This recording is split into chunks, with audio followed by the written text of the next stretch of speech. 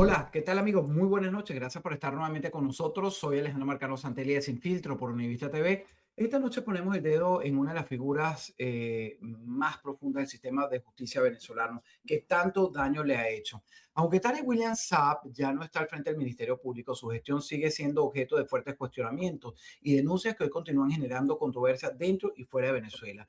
Durante años, por su actuación en casos de presos políticos, vamos a hablar de un caso en particular que sigue nuestro invitado, que es el abogado con especialidad en Derecho Penal y profesor universitario Joel García. Se habla de presuntas violaciones de derechos humanos y el funcionamiento del sistema judicial. Hoy, en estas declaraciones, pues vamos a descubrir quién es el monstruo que fue Tarek William Saab y cómo utilizó la justicia para poner contra la pared a cualquier opositor. Bienvenido, Joel. Gracias por estar con nosotros en Univista TV. ¿Cómo estás? Buenas noches, Alejandro. Un gusto estar con ustedes esta noche. Gracias. Igualmente, ayer tuvimos una conversación que me llamó poderosamente la atención y yo digo, lo tengo que tener en Univista. Estás en Venezuela, dentro de este patio, ejerciendo, vas a tribunales, conoces lo que es el sistema judicial y creo que nos va a servir para poner en primer plano lo que es y lo que significa un sistema que sigue controlado hoy, 13 de agosto del 2026, por una organización criminal presidida por Delcy Rodríguez, Jorge Rodríguez y, bueno, colateralmente todos, excepto Maduro y Cilia, que están presos enfrentando a la justicia aquí en Estados Unidos. Está llevando este caso de este joven que está en la fotografía, John Monod, a quien habían sobreseído su causa por haber simplemente montado un negocio con toda la permisología debida de armería, un centro de tiro, de disparo, que aquí en Estados Unidos son súper frecuentes. Y después que lo sobreseyeron, le tiran, para decirlo vulgarmente, 12 años de prisión. Te preguntaba antes de comenzar a grabar si Tarek William Saab hace 2 años era el fiscal, que tiene que ver él con esto, porque vamos a hablar de ello, pero quiero que me lo relaciones con este caso que pone, repito, Joel, de manifiesto lo que sigue siendo la injusticia venezolana. Bienvenido nuevamente. Sí, bueno, el caso de John Monod y el administrador de esa empresa, como el señor Humberto Paredes, perdón, Durán, su detención ocurre en octubre del año 2024, post las elecciones de julio de 2024, que hubo una gran persecución donde más de 2.000 personas fueron detenidas. Y en este contexto, pues, es que son aprendidos estos ciudadanos. Por supuesto que en ese momento Tarek William Saab era fiscal general de la República y como la Fiscalía titular de la Acción Penal es quien imputa y acusó y llevó a juicio a estos ciudadanos. Entonces, la responsabilidad, por supuesto, de Tarek William Saab en este caso es como fiscal general y siendo el máximo jefe de la institucionalidad del Ministerio Público, los fiscales actúan bajo supervisión o subordinación de todo ese aparato que conformaba el Ministerio Público para ese entonces. Fíjate, ayer me comentabas y me quedó grabado, porque tú sigues ejerciendo, y me hiciste una comparación de la justicia durante todo el sistema chavista. Aseguraste que lo peor se vivió en la etapa de Tarek William Saab. ¿Por qué? Bueno, lo digo porque por lo menos antes de que Tarek William Saab fuera fiscal general, por lo menos cuidaban la forma. Cuando yo cuido la forma, es que si una persona era aprendida por razones de naturaleza política, por ser un disidente político, por ejemplo, o por una protesta, estudiantes, qué sé yo, a esa persona por lo menos se le permitía que designara una defensa de su confianza. Y uno tenía acceso al expediente inmediatamente, entonces podía recurrir, podía ejercer recursos de apelación, amparo, solicitar diligencia de investigación, además si estaban maltratados, violencia física o psicológica sobre él, uno pedía la intervención del CENAMES, es decir, el Servicio Médico Forense. Tú podías actuar en favor de esta persona, indiferentemente que tu solicitud te la podían declarar sin lugar, pero se cuidaba por lo menos la forma. Después que entra Tarek William Saab a la fiscalía, y yo lo puedo decir más o menos una fecha exacta en que empieza a cambiar todo. Esto es aproximadamente en octubre del año 2023. En un caso conocido que yo no le veo ningún ribete político, un caso conocido como el caso Cancerbero, donde Tarek William Saad reactiva ese caso. Ya estaba, las personas que supuestamente estaban relacionadas con ellos habían solicitado su sobreseimiento, pero Tarek William Saad reactiva este caso apenas unos días de que la revista, creo que Rolling Stone, coloca a Canserbero como uno de los raperos de mayor influencia en Latinoamérica. Entonces, Tarek William abre este caso nuevamente e imputan a dos personas y estas personas tenían sus defensores de confianza. Pues allí los obligaron a renunciar a la defensa y le designaron defensores públicos. Y a partir de allí, recuerdo claramente que a partir de ese momento, octubre de 2023, nadie más pudo tener defensor privado. El caso siguiente que recuerdo es el de Rocío San Miguel, que fue en febrero de 2024. Tampoco yo que iba a estar en esa defensa, tampoco pude estar. En los hermanos Améstica, el caso Canserbero, tampoco pude estar, no se me permitió.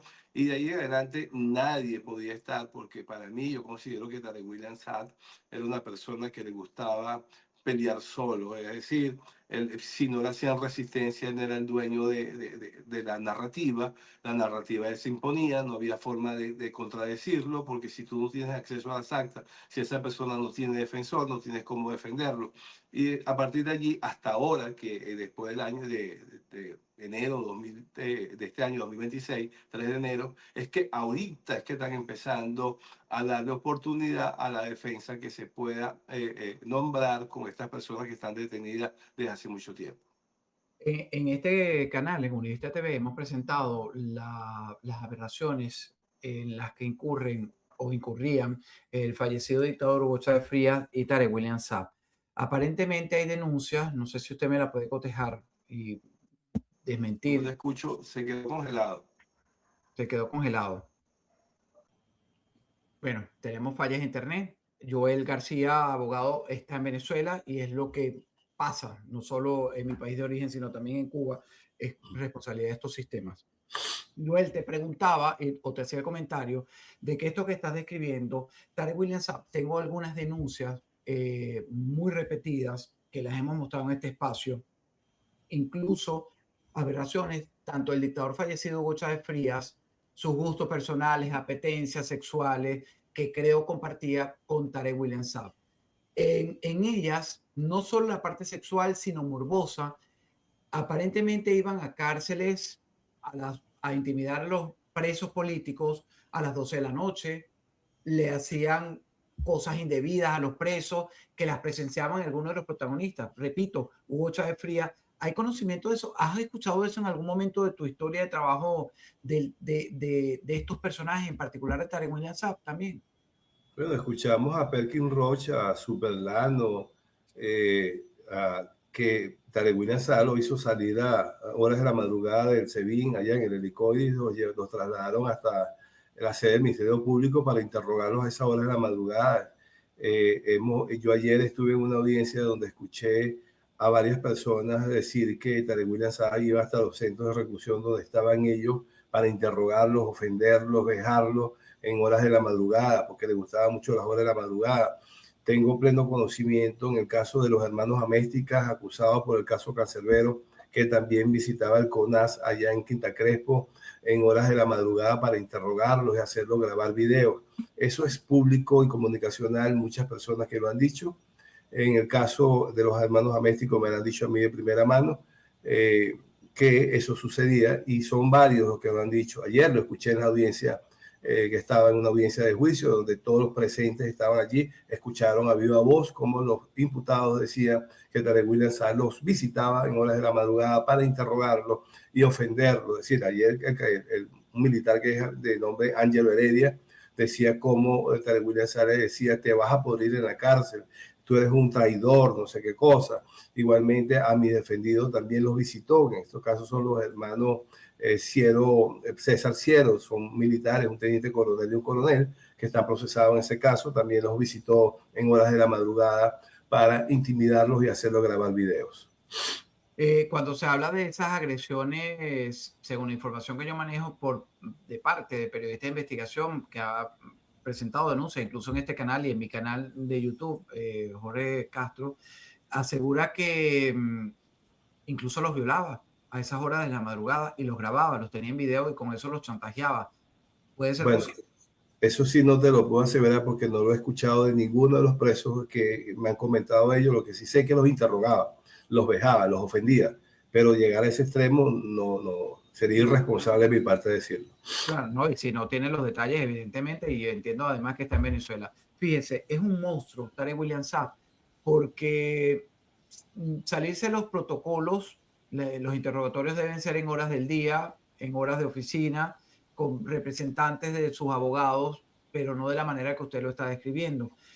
Yo creo, lo conocí mucho durante mi trabajo en Globovisión, cuando era periodista y ejercía mi profesión en Venezuela. Yo creo que es un monstruo. ¿Usted coincide conmigo? Mira, lo que sí te puedo decir, no sé si el calificativo monstruo es el adecuado, pero no es una persona normal. Una persona que diga que él tiene el poder o que tiene la facultad, la atribución de interrogar a un preso a su sitio de reclusión. Mira, ese es un desconocimiento craso del derecho, porque según el artículo 121 del Código Penal, una persona cuando está prendida solamente puede declarar ante un juez y una declaración siempre será nula si no está en presencia de su defensa de confianza. Entonces, decir eso es porque, primero, es un ignorante del derecho, segundo, que parece que disfrutaba de ello, de esas vejaciones, pero normal no lo es, porque otros fiscales que han pasado por la historia del sistema de justicia penal, yo nunca había escuchado esto, tampoco un preso que me dijera que el tipo visitaba de madrugada los centros de reclusión o lo hacía trasladar hasta el centro de donde estaba él, a su sede del Ministerio Público. Entonces, eso no son conductas normales de disfrutar ver el sufrimiento de otra persona. También estuve en la audiencia de PDVSA Cripto, unas 3 audiencias, cuando escuché a los acusados de ese caso decir cómo Tarek William Saab iba a los centros de reclusión a maltratarlos verbal y psicológicamente. Ahora fíjese, vuelvo al tema de lo que me había señalado de la, la descripción que usted me hace de que en la justicia hay un antes y un después, sobre todo cuando llega Tarek William Saab. Usted, y hemos vivido 27 años, casi 28, de este sistema criminal.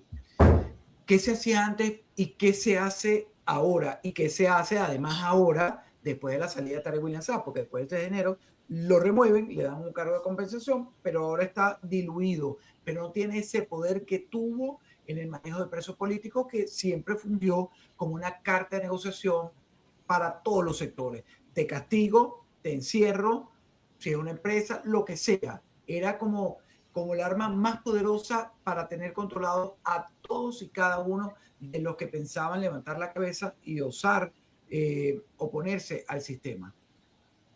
Bueno, mira, con Tarek William Saab, los jueces, ningún juez se atreve o atrevía a refutar lo que un fiscal pidiera, porque eso le podía costar hasta su puesto de trabajo.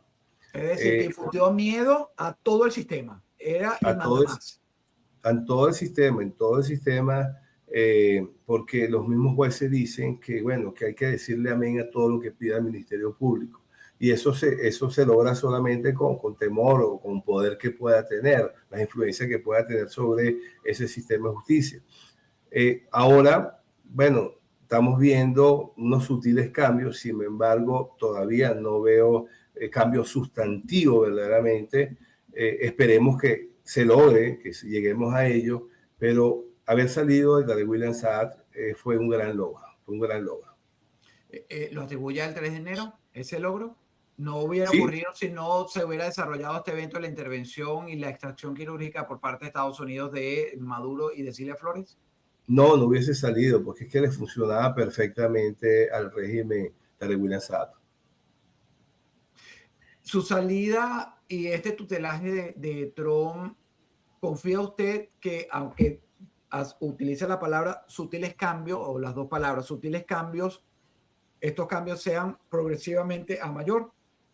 Sí, porque es que, mira, tenemos un sistema de justicia que se le dice sistema y de justicia, como lo digo siempre, lo digo forzando los conceptos de ellos, ¿no? Tenemos unos tribunales penales que han sido utilizados para callar o acallar a la disidencia política. Cuando después del 3 de enero hemos visto que han permitido designar defensa, eso no se permitía antes. Hemos visto que están acelerando procesos actualmente y leía hoy que estas conversaciones que se están dando con los miembros de la Asamblea Nacional 2015, con representantes del interinato, una de las cosas que ya sentaron es nombrar un nuevo Tribunal Supremo de Justicia. Insisto, nuestro problema es de persona, de idoneidad de esa persona que está allí. El máximo representante de la justicia en Venezuela es el Tribunal Supremo de Justicia. Si hay personas idóneas, de ahí para abajo tiene que permear todo lo idóneo, porque llamaremos a concurso a aquellas personas que reúnan no solamente las credenciales, sino las condiciones de honorabilidad para ocupar esos cargos.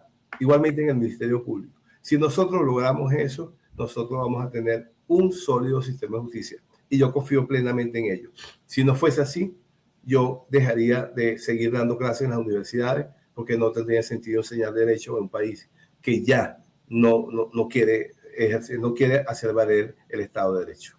Permítame preguntarle, abogado Joel, ¿cómo ejercía su profesión educativa sabiendo que no había futuro?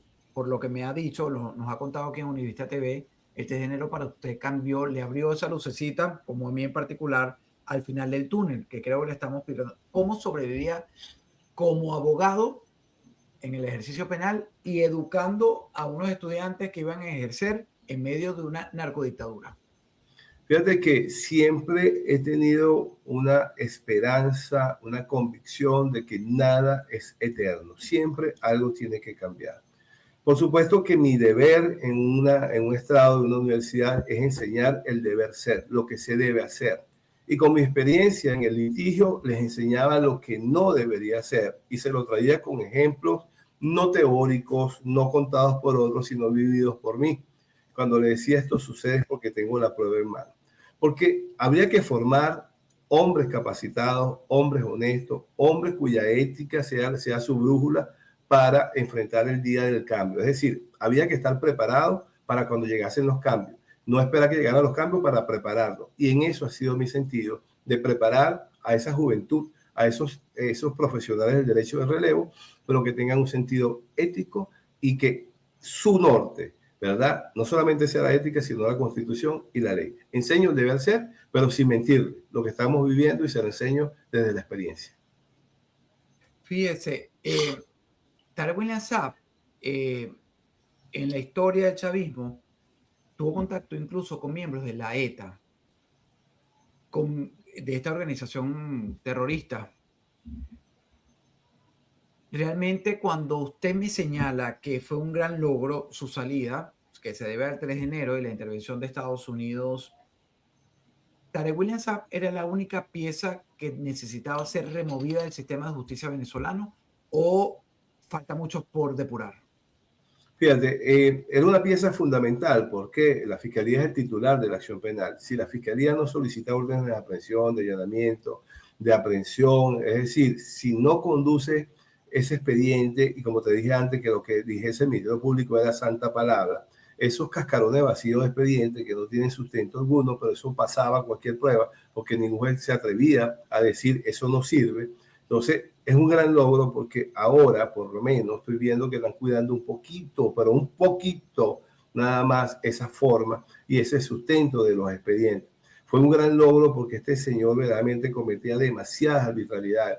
Este señor, una persona que agredía a una mascota, a un animal, lo metía preso cuando el Código Penal establece que el maltrato animal tiene una pena pecuniaria, no tiene una pena de prisión. Entonces le metía pena de prisión. ¿Cómo es que un juez se atrevía a dictar una privativa de libertad a una persona que agredió a una mascota? Sabemos que hay que proteger a la mascota, pero hay que legislar sobre ello y la ley lo que dice es que tiene una pena pecuniaria, no tenía una pena, y él se atrevía a pedirle la pena de prisión y los jueces lo hacían. Entonces, cuando llegamos a ese extremo, por ejemplo, por meter un ejemplo simple, oye, imagínate tú en manos de quién estamos. Aquí todo el mundo complacía a Tarek William Saab. Incluso los medios de comunicación estaban limitados porque cuando daba una rueda de prensa era lo que él decía, no admitía preguntas.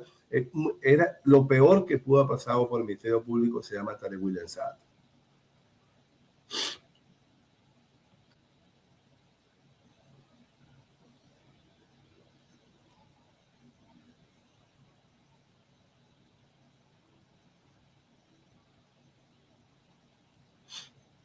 No te escucho. Perdone, hemos perdido la conexión. ¿Ahora sí me escucha? Ahora sí.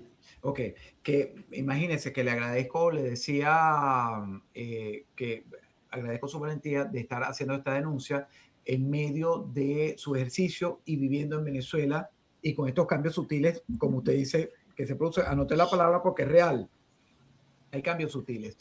Déjeme hacerle un par de preguntas, nos quedan unos minutos de conversación, si me lo permite, pero una de ellas tiene que ver, y no sé si usted tiene conocimiento de esto.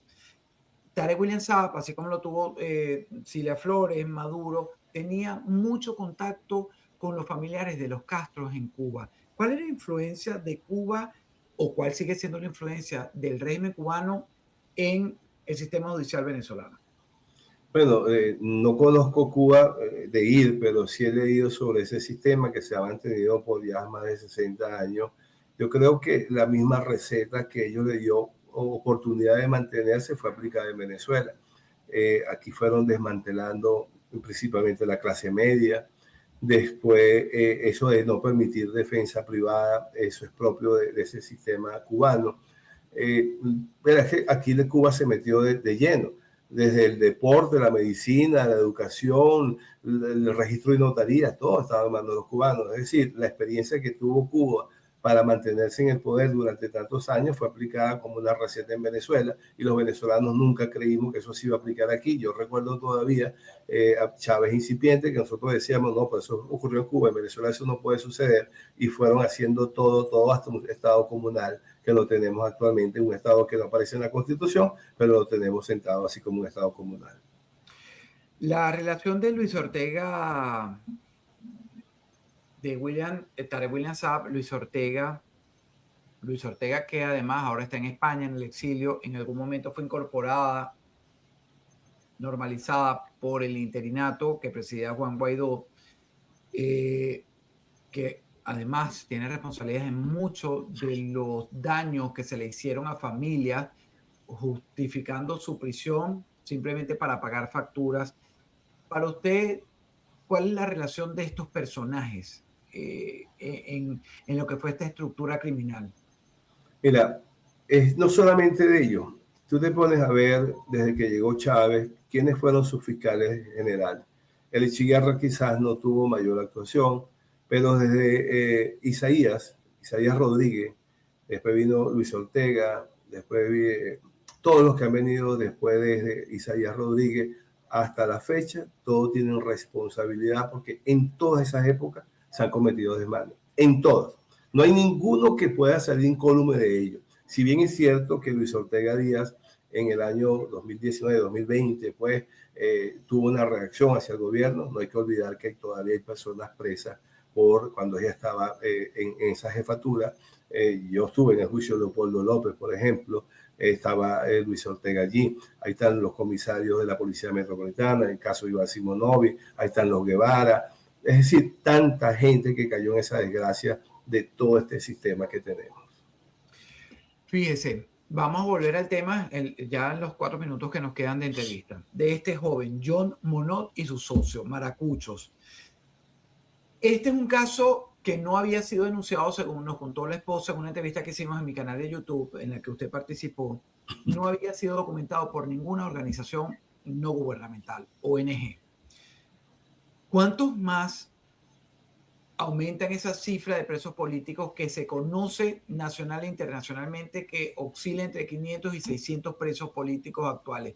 Yo siempre he pensado, y este caso de este joven que ven en la fotografía, me hace ver que realmente hay muchísimos que la familia tiene miedo, no se atreve a denunciar ni a documentar a través de estas organizaciones que brindan apoyo no pro bono a los familiares. Son muchísimos más los presos que han pagado las consecuencias de rebelarse, de pensar diferente o de ir contra este sistema que iba a cumplir 30 años.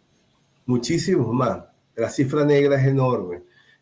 Siempre he conocido de casos donde la familia no se atreve a darlo a conocer por temor a que le suceda cosas peores a su familiar que está preso. Sé de muchos.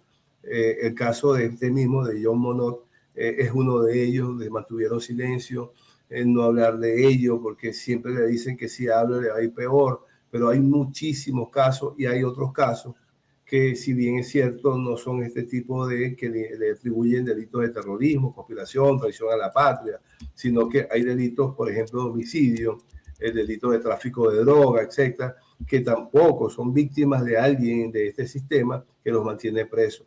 En lo particular, te puedo hablar por el caso de los hermanos Améstica, caso Cancerbero. Esos son presos de Tarek William Saad, son presos de él, porque yo con toda responsabilidad te puedo decir que a Cancerbero no lo mató nadie. Cancerbero se suicidó y mató a Carlos Monar, con toda responsabilidad te lo digo, solo que esto algún día se sabrá a ciencia cierta, pero Tarek William no permitió que ahí se pudiera defender, los condenaron y ahorita estamos en esa lucha de lograr reivindicar eso, pero eso es un preso de Tarek William Saad. ¿Por qué? Que iba a salir de la fiscalía, ya se le había vencido el periodo y él quería salir con un caso a flote que lo mantuviera y lo logró con ese caso.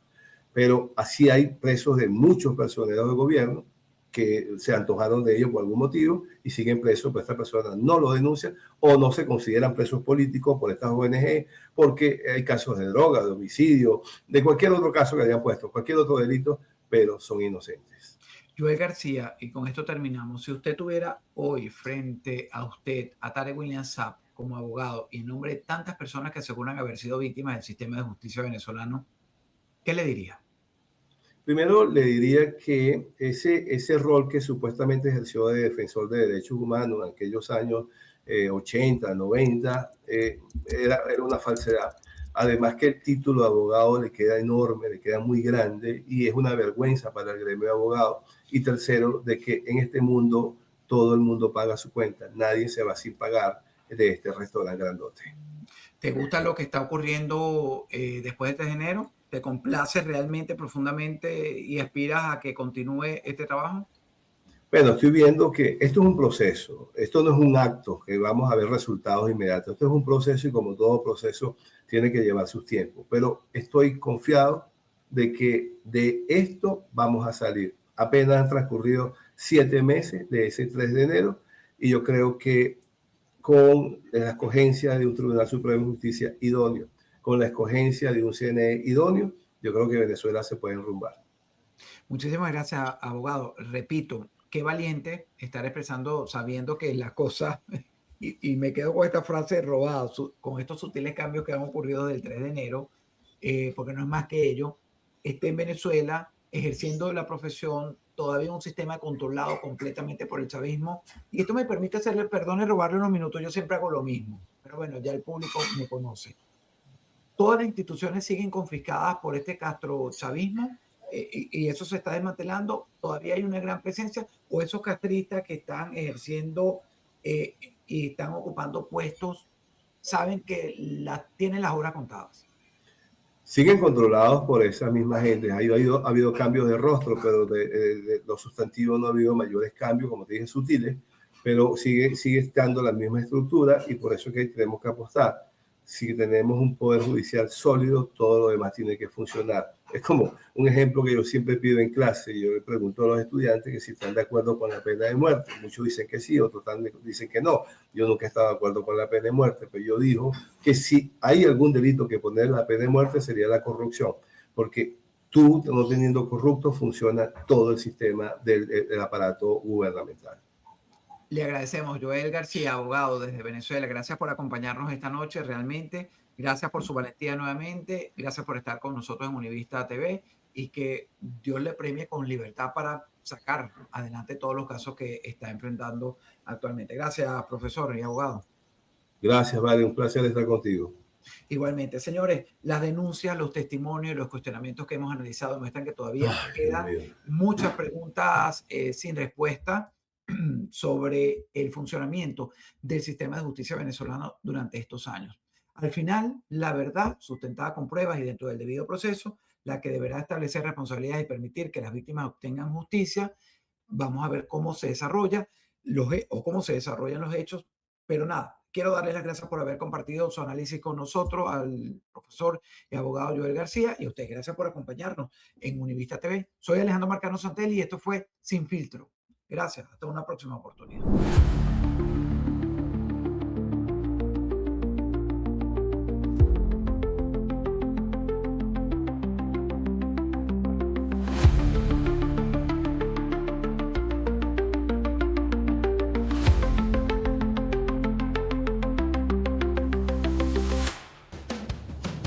Hasta el mejor conductor tiene un mal día.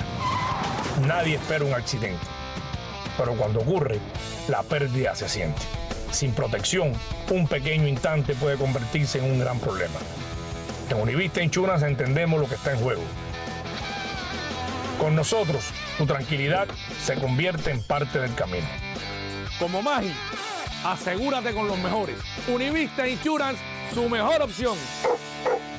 El 30 de abril del 2025 solo había tierra y planos, además de un sueño nacido con la esperanza de transformar una comunidad. Un año después, ese sueño ya tiene forma. Cada pared levantada, cada paso dado, cada día de trabajo fue construido pensando en las familias de Allapattah.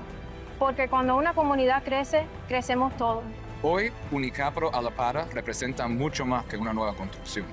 Representa acceso a la salud y un futuro más fuerte para quienes llaman a este vecindario su hogar. Y esto apenas comienza. Unicapital Allapattah, construyendo futuro para Miami.